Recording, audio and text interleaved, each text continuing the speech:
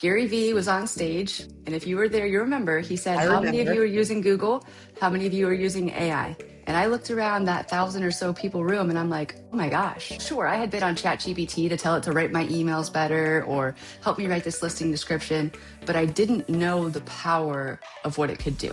And so that sparked the curiosity. And then at the end of Q3 of 2023, we had almost overnight lost more than half of our team.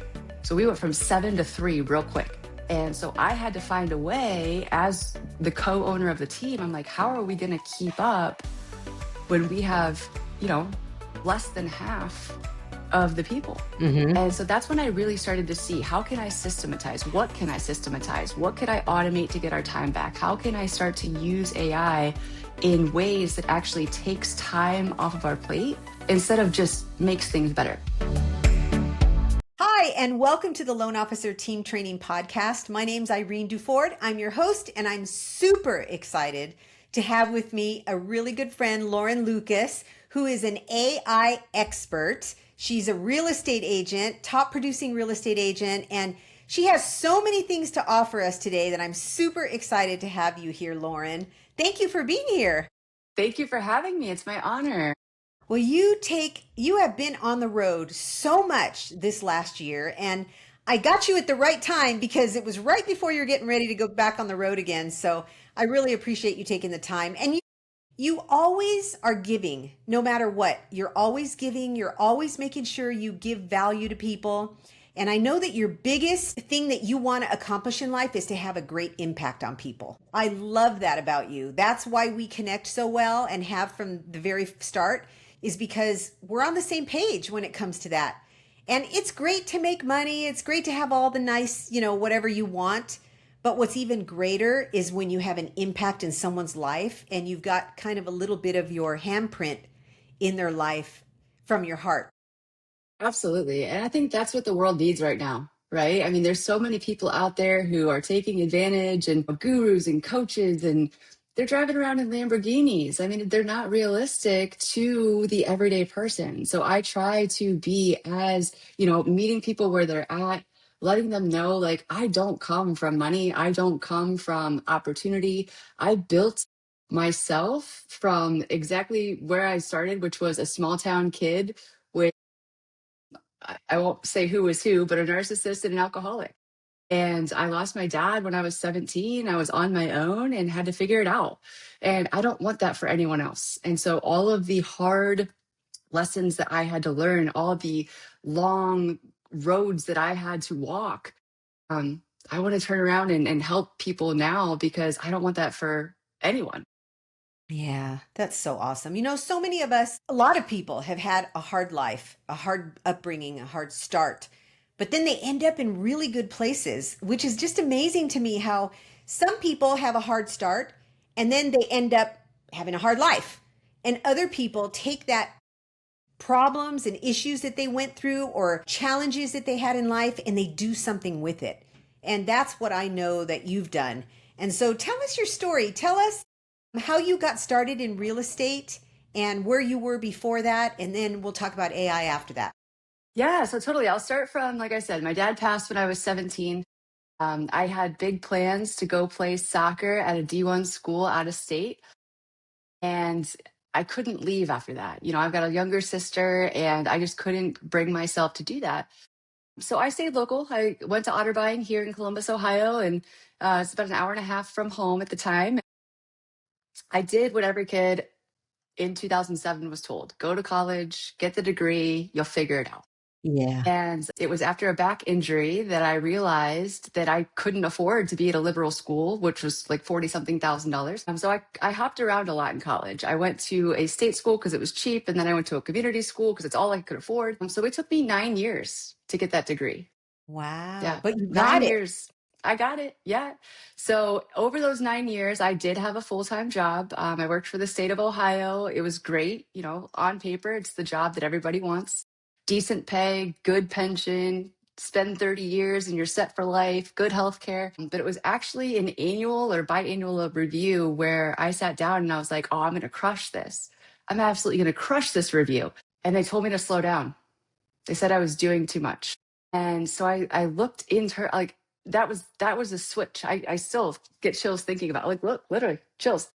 I still get chills thinking about it because that was an internal switch in me that I don't know what happened, but that was it. And so I made the decision that if I can be told to slow down in somebody else's, like, world, the Department of Public Safety, what am I capable of doing if I don't have that ceiling?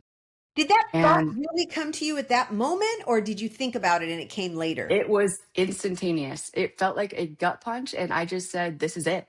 Like, if this is the path that I have to walk on in the next 25 years, I know that I could be capable of more if I just found a way to get out of this.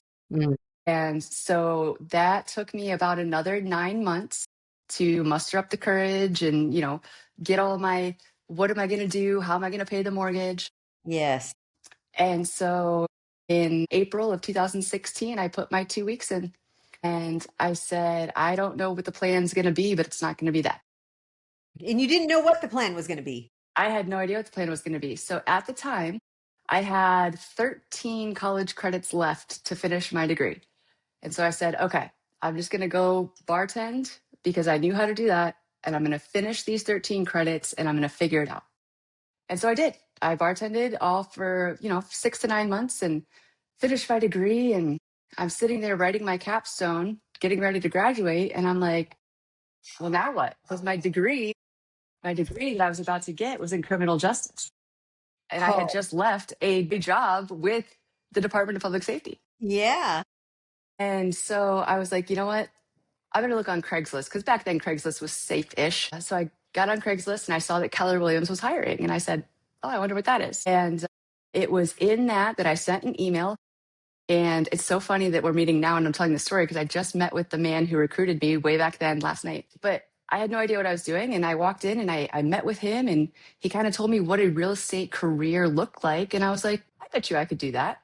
And to back a little bit, 3 years previous to this, I had tried to buy my first home and it was a short sale and I didn't understand what had gone wrong.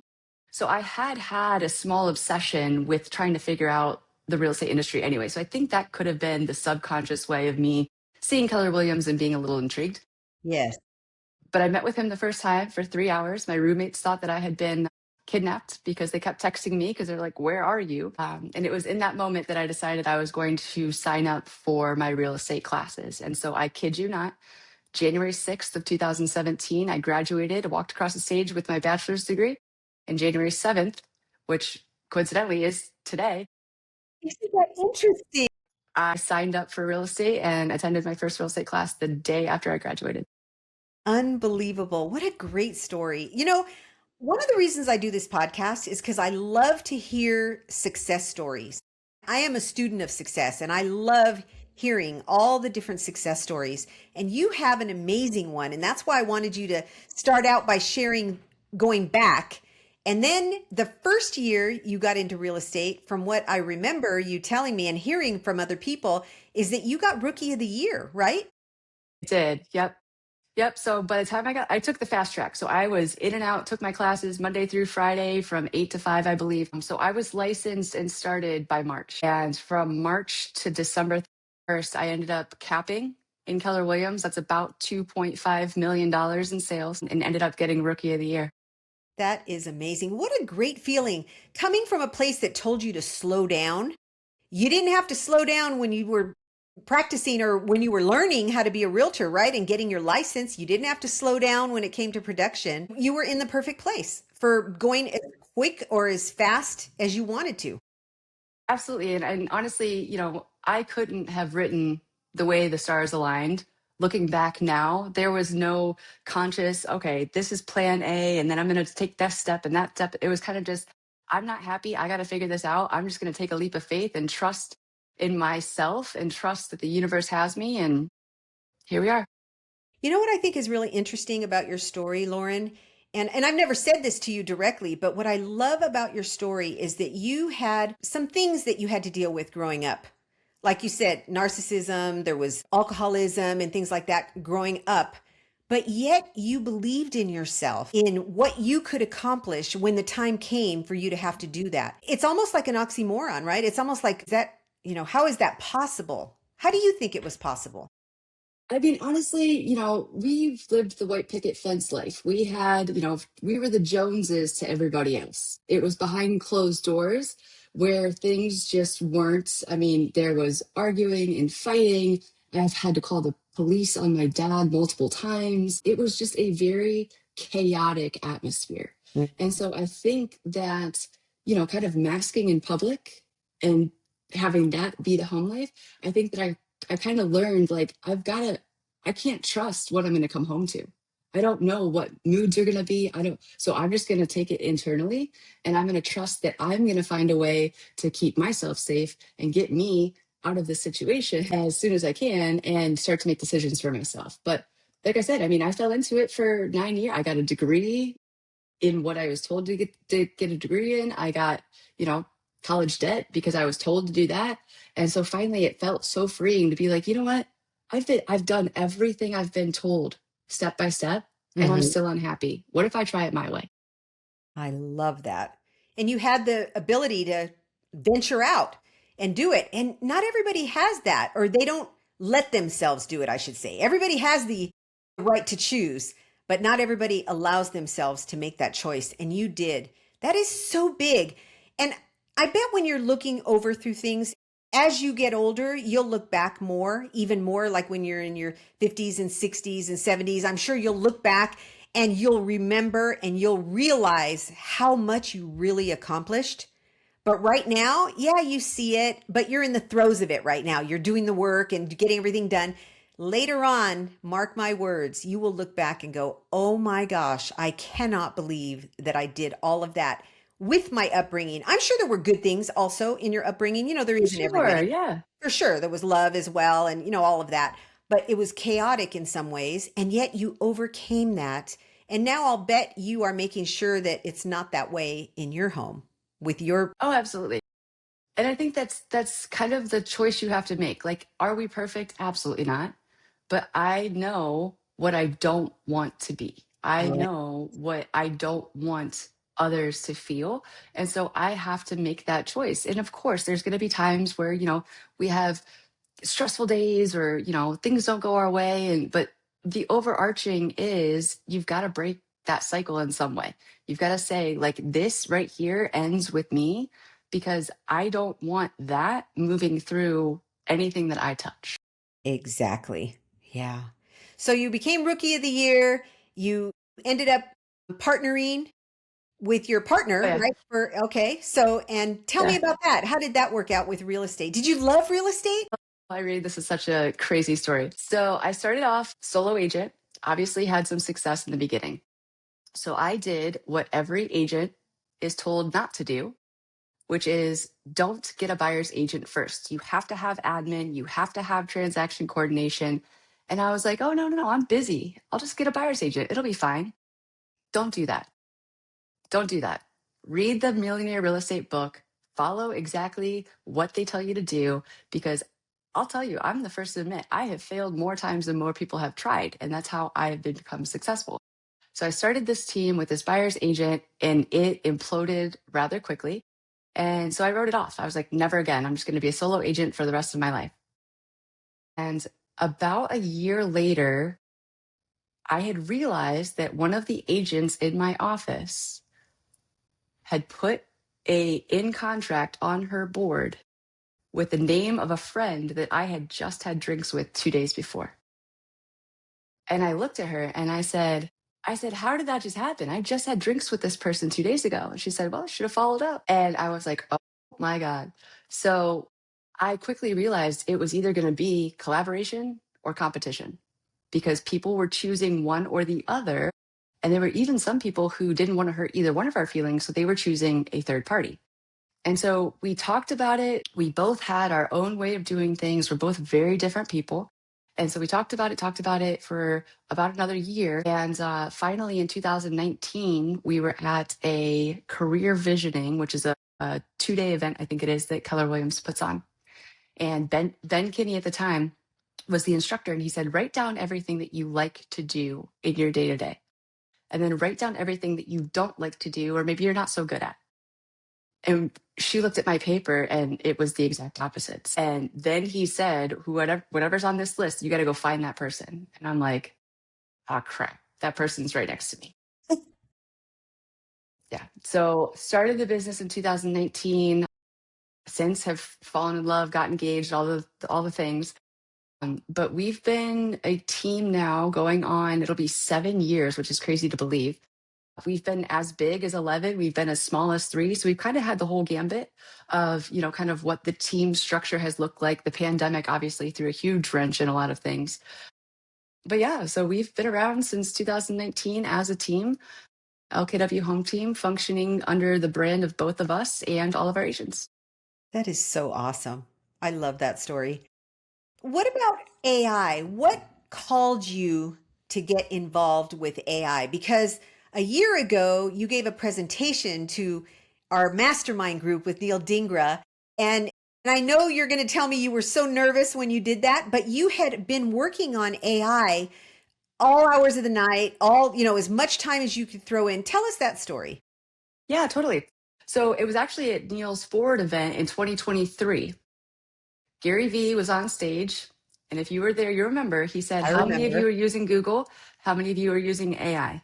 And I looked around that 1,000 or so people room and I'm like, oh my gosh. Sure, I had been on ChatGPT to tell it to write my emails better or help me write this listing description, but I didn't know the power of what it could do. And so that sparked the curiosity. And then at the end of quarter 3 of 2023, we had almost overnight lost more than half of our team. So we went from 7 to 3 real quick. And so I had to find a way as the co-owner of the team. I'm like, how are we going to keep up when we have, less than half of the people? Hmm. And so that's when I really started to see, how can I systematize? What can I systematize? What could I automate to get our time back? How can I start to use AI in ways that actually takes time off of our plate instead of just makes things better? So that's what I really started to dive in. And yeah, it was March of 24 then. So about 6 months into that learning that Neil messaged us and said, is anyone doing anything cool? And I was like, well, kinda. And he pulled me up on stage and I swear to you, I blacked out. I was just like, I was a nervous mess. And it was in that moment that I got this idea to create a wait list. I was sitting at the table to create this wait list because we had been talking about doing webinars. We had been talking about creating school communities. And I was like, you know what? This is it. I have to do something. So as I'm sitting at that table, I created a form that people could get on a wait list. And when you're in a room of 120-ish high producers from all over the country, Yes. I was like, this is either going to be an epic fail or this is going to be an amazing piece of information that I know can scale my trajectory. So I threw the wait list up and 83 people got on that wait list that day. And I was like, I think I'm onto something. And so then I said right then, this is going to be the first webinar I'm going to do. I did it 2 weeks after that event, started a school community. And since then, last year, I did over 100 events between in-person and virtual. I've got 180 people in my community. And I'm guesstimating based upon my 2025 numbers, somewhere around 14,000 agents I was able to be in front of at those events. Unbelievable. And loan officers as well. You've been in Oh front yeah, of loan loan officers, officers as well. title, home warranty, home inspection. It's basically everybody in the real estate industry. Yes. Oh my gosh, that's amazing. And you did it. You didn't just say you were going to do it. You just did it. You found a way, because I'm sure you were busy during the day with your other job as Totally. well, but you found a way to make it happen. How do you dig down deep for the people that are they're overwhelmed, they're wondering, how can I make this dream of mine happen? How do you dig down deep like that? So for me, I don't like to let people down, whether you want to call that a people pleaser or whatever. So I said in that room, I'm going to do a webinar on this date. And now that I've said it, I've got to show up. And Yes. so it was scary and it was terrifying, but having people who are there to support you, having people who you trust to enter into your world and utilize their networks, you got to rip the band-aid off. You got to say, I'm going to do this by this time or else. And it doesn't matter if one person shows or 500 people show. It's about getting the reps. And it's interesting because my first keynote that I did was May. So it was about 2 months after Forward event. And again, nervous wreck. And I've spoken in front of that group twice now. Multiple times people come up and they're like, you're not even the same person. Like the confidence that you have built, the clarity and communication that you have built. And I'm like, it's just reps. I didn't hire a speaking coach. I didn't sit here and watch it's just reps. You get feedback, you iterate, you do it again. You get feedback, you iterate, you do it again. But so many people are scared to make that first step that they never figure out if they're capable of doing it. They quit too early. As a mortgage advisor, you know that having a high performing loan team is critical to building a successful business. But training them can be time consuming, and it can detract from more important tasks like generating leads and growing your business. That's where we come in. We created Loan Assistant Mortgage Training Bootcamp, a self-paced online course available immediately to train your team, including newer loan officers on how to actually do mortgages. Our course takes them step by step through the process from taking a complete loan application to creating effective communication with clients, referral partners, and team members. When they complete the class, they will have the training to be an asset to you and your mortgage business. Visit loanteamtraining.com and navigate to the Loan Assistant Mortgage Training Bootcamp tab to review our course details and enroll. With our training, you can confidently delegate and devote your time to growing your business even more. If you have any questions or want to find out if it's a good fit for your team members, you can go to talktothetrainers.com and set up a time to talk about it. Yeah, they quit too early because they're afraid of what people might think of them. Yeah. And that's what Yeah. it comes down to. Yeah. And back to you saying how I'm going to look back in my 50s and 60s. I would hate to look back in my 50s and 60s and be like, well, I didn't do that because so and so might have judged me, you know? And again, I still battle imposter syndrome. I still have days where I'm just like, who am I to be doing this? But the impact that I get to make, and I've just promised myself, if I can get 1% better every day and impact one life in some way every day, that's it. It doesn't have to be bajillion people. It doesn't have to be hundreds of millions of dollars. Right. 1% better, 1% impact. That's a great day. Yes. Because you are really changing lives. And if you can change a life, even if it's just a little bit, even if it's just one person, imagine the ripple effect of that. I'm living it. I mean, I have, again, my first keynote was May of 2025. We're not even a year into this yet. And Yeah. I'm being I'm being flown to Portugal to speak at Family Reunion there. UK has reached out, Amazing. South Africa, Malaysia. I mean, it's a worldwide movement. And all Yes. I did was two things. I saw a need within my own business and created a solution. And then when no one was ready to talk about it for 6 months or a year, because it was a very lonely process, I kept going. And so by the time people started to realize, oh no, we should probably learn AI, I was the no-brainer person to go to because I had already been doing it and I'd already been talking about it and I'd already been proving that it works. It's amazing.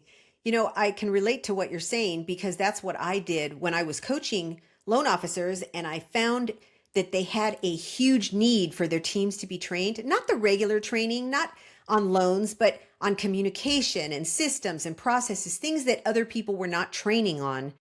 And you find the need and you find the solution, right? And you give them the solution. So I can totally relate to what you're saying about that. But nobody knows what it's like to go through that, to create it, except you. I often, and you probably feel the same way, but I often have felt like when I was creating the training process, the WOW training that we do, that's our signature live training, I felt like I was giving birth. Like I literally felt like I carried a baby for 9 months, and I have carried babies for 9 months, so I know what it feels like. And I felt like I carried a baby for 9 months. I birthed the baby. I went through the recovery process, all of that just to create this course. Did you feel that way at all? Like, you know what I mean? For sure. Absolutely. And I feel like too, being a ambitious person, being a high achiever, I can't tell you how many times I probably could have launched it, but then I had to tweak and change and fix and this Me and that. too. I just had to get it out there, and I've iterated a lot since May of last year. But I think that so many people are so terrified to fail. And I want to challenge you with this. The people at the top are called the top 1% for a reason. It's because 99% won't do it. Okay. So let's break that into 100. Okay. The 1% rules across everything. You're Yes. probably only going to hear a yes when you build this thing one time when you first launch it. So, how fast can we get to 100 people to find that one thing? How quickly can we get those 99 other no's to figure out what it is that people are saying no to? Because now we're market data. What are the objections? So I can now pre handle those objections. Hmm. What's the feedback? What do people want? But unless you get it out there and hear that feedback or hear those objections, it's a guessing game, Yes. right? And I think that that's why people are like, I would prefer to fail at this point, because then I can at least figure out what didn't work so I can try a different route. Yes. Something that's going to really help people. Yeah. Yeah. I love that so much. You had to fight fear. You ever seen this? My arm literally says, be afraid and do it anyway. Yes. I just love that. Right on your arm. And you're just always going to remember that. Do Yeah. Every you morning pull I'm it up brushing and my look in the teeth. mirror? Yeah. Brush your teeth. I was going to say. Yeah.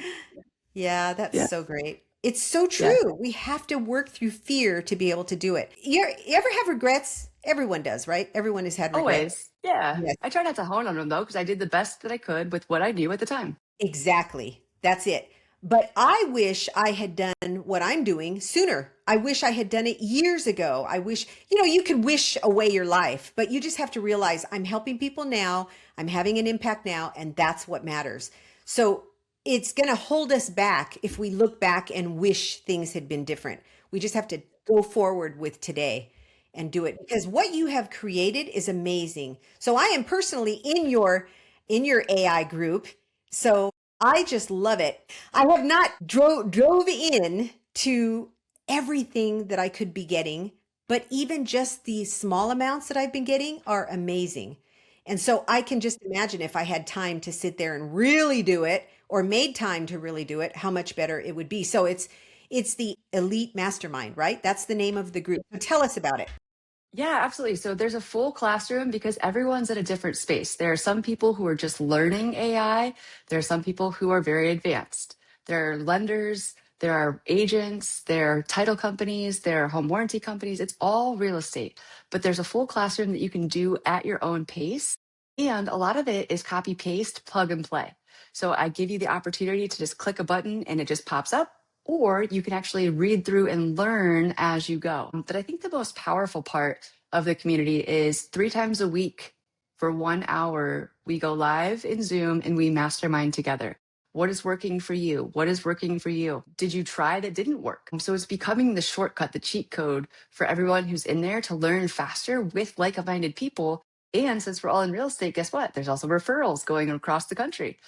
Yeah. So it's a really powerful place to be, because you show up, you get inspired, you hear what does work, what doesn't work, and you're doing perfect. You just take that one piece that you're going to take and implement, that 1% that is good for you that you're going to take and implement, because 99% of it is absolutely fantastic, but it's not specifically for you. Out of Hmm. 100 people in that group, each person is going to take something completely different out of it. So it's a Yes. very robust, comprehensive classroom, but I don't want it to be overwhelming, because I teach the tools of, if you do this, you need this. For example, if you shoot long form content, you probably want Opus Clip because it's going to be a time saver to make all the short form content. So those are things that you can kind of learn, because I went out and tried hundreds of tools over 2 years. You don't need them all. So I kind of, Mhm. here's what you should use. If you need this, take it or leave it. And it's a group of like-minded people that are on the same road you're on, trying to learn the same types of things, at least with AI, having to do with AI. I love AI. I don't know what I did without it, to be honest, but I'm not utilizing it to the point that I could. So I'm just one step at a time, learning more and more as I go. But I love it because I am so long-winded. When I say something, I use 50 words instead of 10 words. And AI helps me with that. And you know what? People say, oh, when you start using AI, you get lazy or you don't remember things as much. That's not true. I am learning how to shorten my words by using AI because then I see what it gave me. I'll say, okay, here's what I want to say, and I'll just vomit it all in there, right? In that way. And then it'll shorten it for me and I'll say, okay, make it even shorter. Okay, make it even shorter. And I know that's so simple, but I'm learning how to shorten what I'm saying by using AI. Absolutely. And I hate to beat a dead horse, but that you're the 1% who's actually utilizing it that way, right? I personally, I have three screens here. I have a desktop monitor, and I'm on my MacBook screen here. I literally will have three different AIs on three different screens, completing three different tasks, and I'm just orchestrating the whole thing. Unbelievable. And so, I'll stop it and say, hey, no, do this a little bit differently or go this route instead. And then I'll look at this one, same thing. So I'm orchestrating. So instead of me being, the violinist in the subway who's hustling for pennies, Hmm. I'm becoming the director who's just telling what to do, where, when, how to do it. Um, I work more, I just get more done, you know? Yes, that's the difference. It doesn't take away the work, it gives you the ability to do more. And quite honestly, if you're not careful, it will rabbit hole you into how about we do this now? How about we do that now? So you got to be disciplined in what it is you want to be doing. Yes. And tell us how you use it for making sure that it's not just being a cheerleader for you. Because, you can name your AI. My AI, I named her Sunshine because I like that. But she is such a cheerleader that I have to remember to say, question me, make sure that it sounds like me. So tell me, what are some things that you would tell your AI or you have told your AI so that it Yeah. doesn't just become your cheerleader and make sure like everything, oh, that's so great, you know? Yeah. I'll read it verbatim to you. So when you're on ChatGPT, in the bottom left-hand corner, there's either going to be your name or a profile picture. If you click on that and go to personalization, this is where you can train it to be what it is that you want. So for example, you can give it style, tone, if you want it to be professional, friendly, candid, etc. There's also a place for custom instructions. So my personal ChatGPT that I use every single day, and you're more than welcome to write this down or send it out with people. I say, be kind, informative, and help assist. Tell it like it is. Don't sugarcoat responses. Take a forward thinking view. Write like a human. Keep it professional but conversational. Don't use M dashes or buzzwords. Avoid sounding like a press release. Be clear, direct, and natural, like you're writing to a smart friend. And then I tell it, you are an expert who double checks everything. You are skeptical and you do research. I am not always right, neither are you, but we both strive for accuracy. Be my ruthless mentor. If my ideas are trash, tell me why. You do not, you do need to stress test everything and get things to the point where it is bulletproof. I love that. It is so clear. So I just tell it. And it is ruthless. There are days where it literally, I have a photo of what it told me the other day, and I was like, oh, and then I was like, oh yeah, I told it to do that. Oh, that's funny. But I won't take too much time looking for it, but it was really funny. Here it is. It says, and I apologize because there is one bad word. It's not that bad, but it says, creating my 2026 business plan. And I told it my goals. I told it exactly what I wanted to focus on. And it signed off at the end with, if you tell me you're too busy for this block, I'll tell you exactly why that's bullshit. You're reacting instead of leading. I love it. That's That's what what you chat. need. You don't need somebody to tell Yeah, you, yeah, you're doing it right. You're doing it right. You've got to have somebody that challenges you or for something sure. that challenges And here's you. the thing is I want it to tell me if my ideas are trash. It knows exponentially more than I do. So if Yeah, it can see patterns and recognize, different keywords and stuff like that, if it knows that it's not going to go anywhere, why would I want to spend 6 months building something that nobody wants? exactly. I love that so much. You know what I love is you started out your career, you left that career, you went into real estate and you became successful at real estate right off the bat. And success, like Tony Robbins says, success leaves clues. But you were successful at one thing and you went to another thing to be successful. And now you're successful at AI and this other thing. What I am trying to say is that success keeps happening over and over again if you keep doing the things that got you there. And that's what you've done. 100%. And I'll leave you with two things that are patterns of each time I have changed and pivoted. One, I gave myself permission to reinvent myself. I was not stuck to the constraints of what everyone thought I was. Yeah. That's number one. It's just one of those things where you just have to decide. You have to decide there's no backup plan. You have to decide that nobody's coming to save you. You have to decide that you're going to burn the boats and figure it out. And it's Yeah. not always going to be pretty. And the The second second thing thing is, is you have to turn around and help the person that you just were. So yes, my rookie year, I was very successful because I turned to my friends and I said, "Hey guys, I'm the only one that owns a house. And now I have a real estate license. Here's how you can buy a house."